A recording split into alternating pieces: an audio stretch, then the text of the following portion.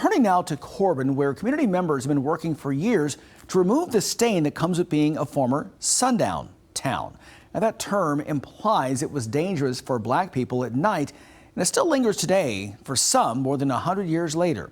Well, LEX 18's Christiana Ford goes in depth tonight about what's being done to change that reputation and make Southern Kentucky more inclusive for everyone.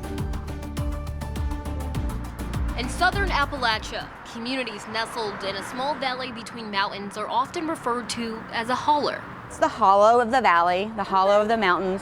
For Corbin native Lisa Garrison, "No hate in my holler" has become more than just a phrase on her t-shirt. It's a rallying cry. My neighborhood is my holler. A cry for change in a neighborhood formerly known as the sundown town, struggling to escape that old, outdated label. Garrison is among those fighting that label.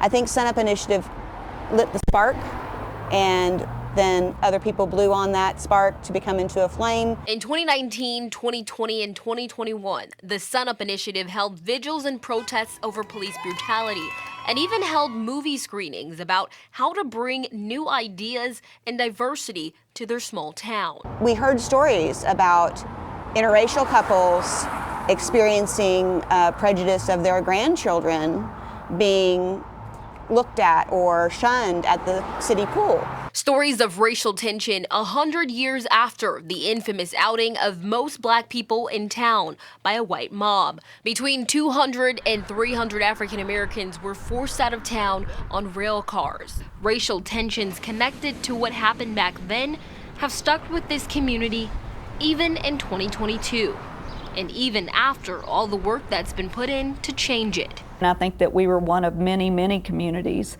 throughout the United States, that have that stain on their reputation. With a population of around 7,000, there are still less than 19 black people living in Corbin in 2022, representing less than 1% of the population.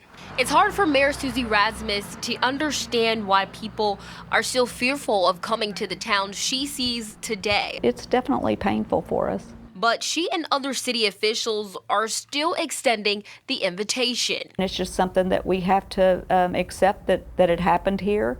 But is it to throw away the whole town? There's so many more good people here, loving people, accepting people. Although not represented in numbers, she feels the city is more diverse and expects it to only get better with the creation of more jobs, like the new horse racing facility, Cumberland Run. I think that a lot of the problem is that, people do move for better work opportunities. Rasmus grew up in Corbin and took on the job as mayor, seeing the untapped potential and knowing she had to do something to prepare the city for the future. I think that people do get a little nervous when things change, but I think a town of our size, you either grow or you die. Down the road in London, Kentucky, Wayne Riley, historian and founder of the Laurel County African American Heritage Center, agrees Corbin has gotten better. I think Corbin got a bad rap. But says over time, the population in the Appalachian area in general has been shrinking and shrinking. What's made you stay or come back? Crazy, I guess. In his center, Riley collects the history of African Americans who were here in hopes that one day they'll return. These are like church records and stuff like that. There's one called slavery.